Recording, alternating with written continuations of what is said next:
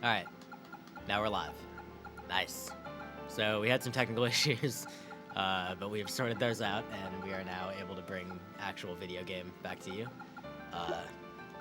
So this is Scapegoat 2. It's an indie puzzle platformer by an awesome developer called Magical Time Bean, which is actually a group of people. No. Yeah, I'll let you know. Don't worry. But yeah, this game is a puzzle platformer that actually has really good precision platforming controls. So in a speedrun, it's less about figuring out the puzzles and more about going fast. And you'll see that very quickly in the very first room. I'm going to do a trick that I will try to explain in approximately the 11 seconds that will take me to get there. So we'll go ahead and count it down. We can go in 3, 2, 1, go. Alright, so in the very first room, I'm going to do a trick called boost jumping. This is done by manipulating the double jump in the game by holding the first jump, releasing the jump button for 1 frame, or possibly 2, repressing it again, and then you can jump 5 tiles instead of 4. And I just did that there, and I was able to skip the actual intended solution for that puzzle, and that is going to happen quite a lot in this run. So here again, you're going to see that instead of doing something that's kind of intended, I'm going to jump up here, and then continue to the exit. So that's what you're going to see a lot of in this game. You'll also see a lot of me bonking randomly into things, and in the top left corner, you might notice that there is an overlay indicating the time that my run has taken so far, and how many times I've bonked, which is really just kind of a funny number for our amusement purposes. But the time is actually what we use for speedrunning, for rankings and stuff. We don't use real time because the in-game timer is perfectly sufficient. So in this room, I actually just clipped through those blocks there. This is the only room where you can really do that sort of thing in an any % run of this game, which is what I'm doing. I'm not gonna belabor individual room strats that I do because I'll never actually be able to talk about anything if I try to do that. I just did another boost jump there, though, so that's always worth noting. General movement in this game, other than boost jumping, which is a really challenging tactic that we actually use quite a lot in this run, is that you are dashing kind of whenever possible because it is the fastest form of horizontal movement. When you press the dash button, you fly forward at a pretty high speed for 18 frames, I believe. That's about 1/3 of a second. And during that time, you can't do any other type of movement, so you generally want to make sure that if you're going to be devoting 1/3 of your second to dashing, that you're going to get your money's worth, so to speak. The other kind of main movement optimization in this game is just jumping properly. Jumps in this game are analog, which means that the amount of time you hold down the button determines how high you go on your jump. And you want to make sure that you don't jump too high over the platform you're trying to land on, because obviously you don't want to be floating in midair waiting for yourself to land so that you can continue. So in this level, I sent the little mouse companion that I haven't talked about yet off to the right side before I went to hit that switch, just as a way to get through things faster. The mouse companion is very, very handy. For example, from saving yourself from deadly fireball shot by the Reaper enemies.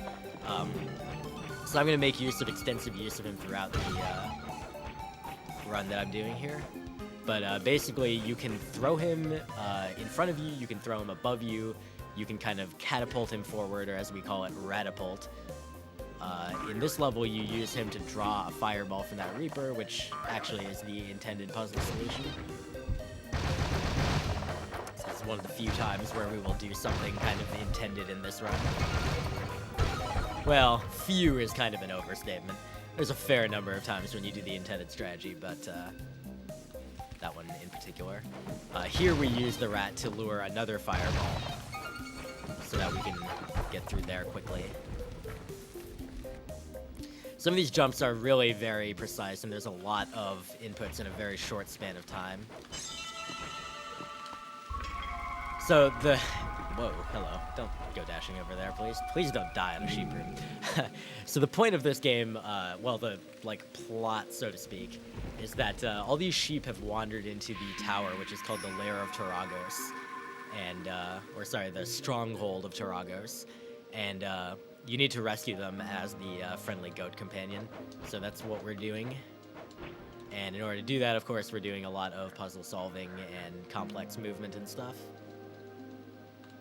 And during the course of the run, we're going to rescue 7 sheep so that we can make it to the final area and escape the tower. The total number of sheep in the game is 16, but you don't need to do any more than 7 in any percent. So here again, you see we make use of the rat to draw projectiles from this Reaper on the far right. So even all the way across the screen and through blocks, the Reapers can see the rat. And by the way, the rat's name is Henry. So in this room, we place Henry on this switch, and that causes it to kind of glitch out a little bit. So we can do something a little unintended there, and then use a boost jump to advance. Alright, so in the room coming up, I'm going to do a very tough jump and Henry throw, where I'm going to try to get him to hit a switch that is way, way up in the sky above me. Off to the right here. In order to do that, just killed myself. In order to do that, I need to jump and get a boost jump, almost the highest possible boost jump. And then, at the apex of my jump, throw Henry upwards, off that ice block specifically. If you throw him off the ice block, for some reason the height he gets is increased. We don't really understand why exactly. Nice job. Let's try to do that. Please do that correctly. Oh my gosh, I can't jump. So this is the first use of the magic hat. This is a power-up that we're going to be able to use to switch places with Henry at high speed, and also destroy anything that's in between where Henry is and where we are. So we're going to use that a couple times. I mean, it really just depends on which levels actually have a magic hat pickup in them, but it makes for some pretty interesting level designs. Alright, so we're picking up our 3rd sheep orb.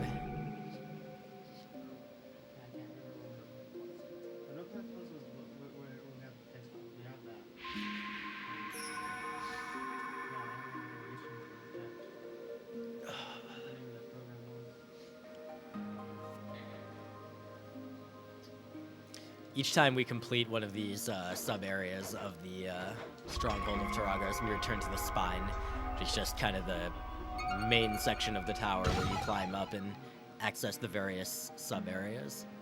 And the Spine rooms are actually some of the more challenging movement sections in the run in some respects. There's a lot of boost jumps involved in the Spine rooms. Alright, so this room looks really impressive when done well.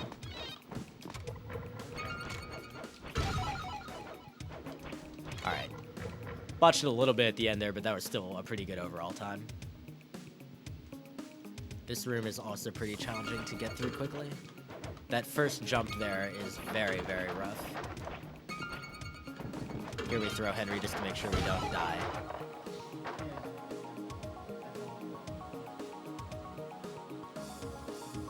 And yet another very challenging room. The library here is filled with difficult rooms. So here there's a boost jump to get up to this key, and I'm actually going to just throw Henry there and not... Normally I would actually have jumped up onto the top area and gone through that Reaper. This is a neat strat. I actually came up with a variant of this. I really like that strategy. You actually end up falling with that block and going through the lasers, which is pretty cool. There's a faster strategy for that room, but it's so much harder and only saves like a second that's just not worth doing, in my opinion. At least not in like run attempts. And certainly not in like a marathon run attempt.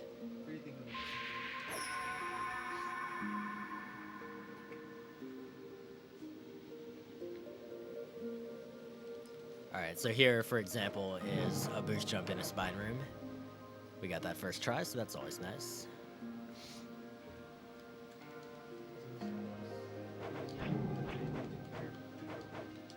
Ah. Missed that one, though. That one's actually fairly challenging since you're also jumping up a one-tile gap. So here's another occurrence of the magic hat. We use it to break those blocks there. Then we're going to use it here to get access to the switch and to also break all those saw blades. And then we go to the door.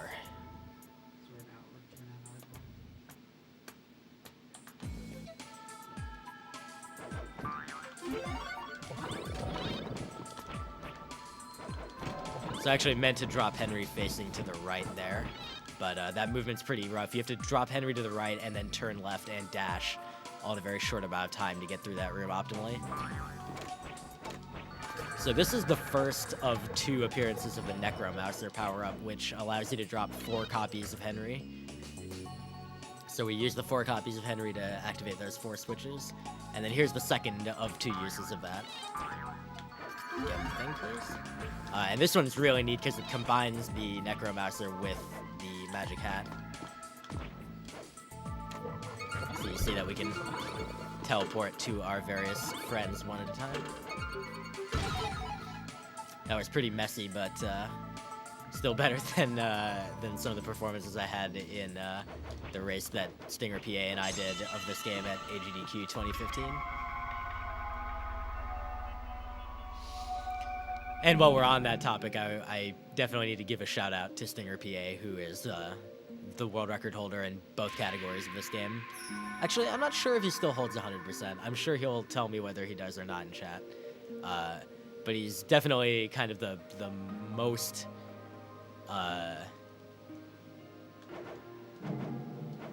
prolific runner of this game. And I think he still continues to run it periodically. And he's pushed it quite a long way in terms of doing actual runs. So because this game is based on kind of individual rooms, we've had people come along and come up with some, please go, come up with some very, very optimized strats for individual rooms.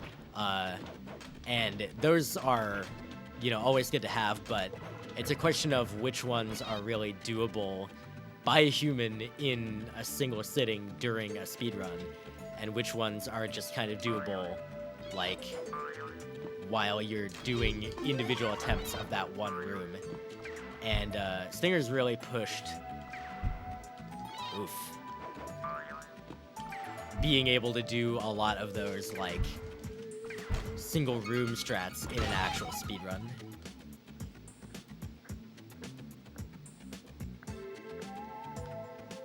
So again, a lot of, I totally have not even mentioned the Cape of Vengeance, which is a new power-up that we just got. The Cape of Vengeance just sends Henry flying perpendicular to whatever surface he's currently on and breaking platforms along the way and things like that. Which is pretty fun to use. Here's a neat little skip.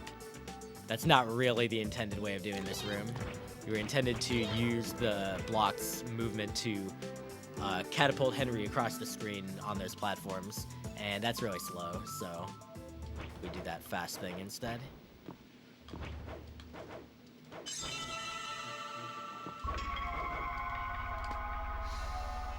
It's worth noting that for speedruns, we use the current live version of the game, which is 1.14. There's a beta of version 1.2 currently available, although I don't think it's publicly available. I think it just is has kind of been in like semi-limited testing for a while. And unfortunately, there were some physics changes involved in that version, and they actually harmed some of the speedrun strats. So generally, in this game, the developer, Ian Stalker, who's really awesome and has interacted with us quite a lot in the community, he has generally not made any changes to like any rooms that we've found broken strats for. In one case he did, and that was for room 1-4 near the very beginning of the game. And the only reason that he did that was that he saw casual players like accidentally getting that in their casual playthroughs, and like even as speedrunners we agree that we don't want casual players like to run into things that ruin their experience just because of speedrun strat. Wow, I just botched 8-1 twice. Please. This is not a hard level. Hey, Vula, do we got a minute for a donation? We always have a minute for a donation. All right, Stinger PA donated $25. He says, yes, I still have 100%. This goes towards the Bastion category of NGASL, so I'm assuming new game, all single levels? All story levels. All story levels. Oh, Stinger, you had to do it. I was really looking forward to running. All right, well, it's fine. And considering that's the only donation for Bastion right now. Yeah, it seems pretty likely I'll be running that category. All right. Sorry, Duke. You're going to be waiting a little bit longer.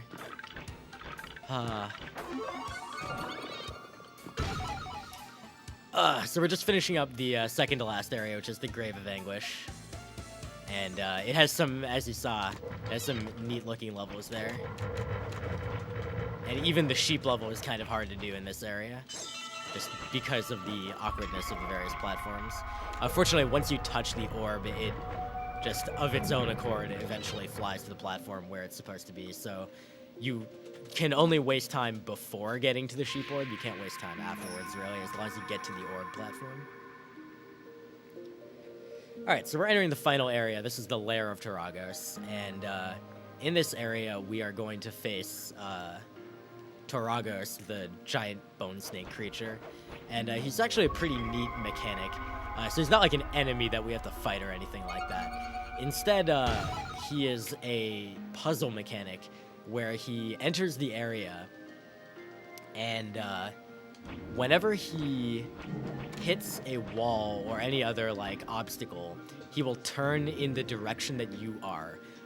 So obviously you have to turn perpendicular. It's like normal snake rules. He can't cross his own path.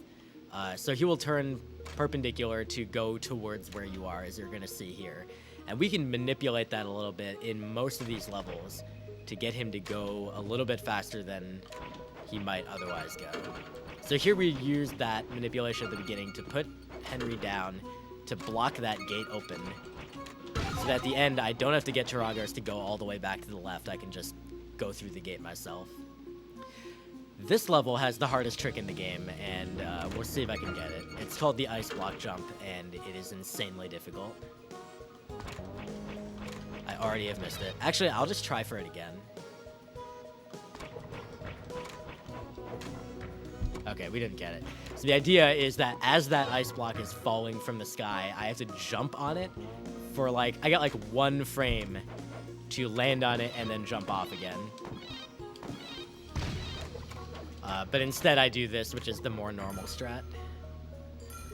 That ice block jump, I used to be very consistent at it. Unfortunately, I'm out of practice at this game, so I am very not consistent at it.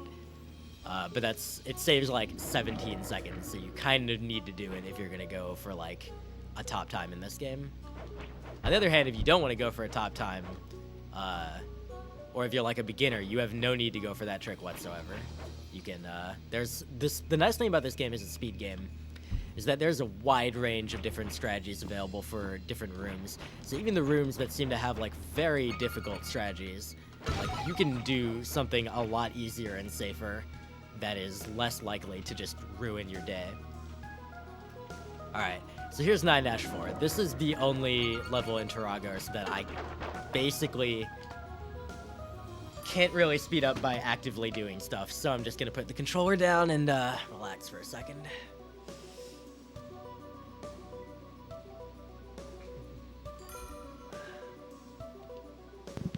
Stinger PA said he figured he'd give you a world record attempt for Bastion. Yeah, it's funny actually. I just saw that message in chat.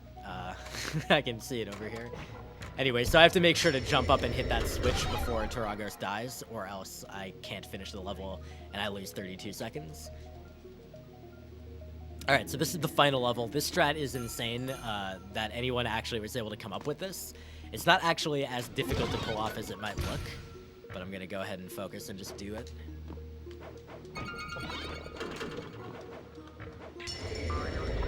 Ah, missed it. Okay, second try, not bad.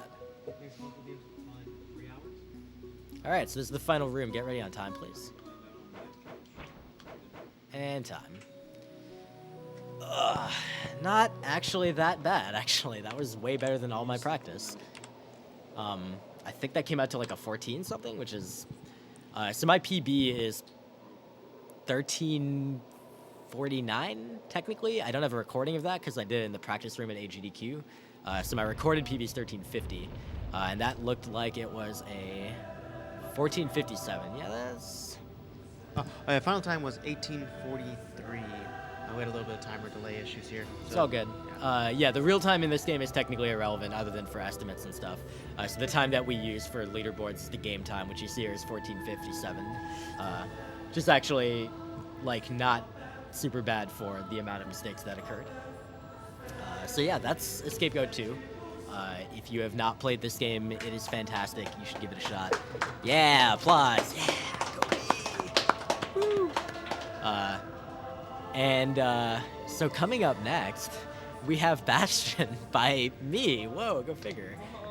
Are you guys gonna like do ads and stuff? Because I can get set up while you're doing that. Yeah, we'll take care of that. All right, cool.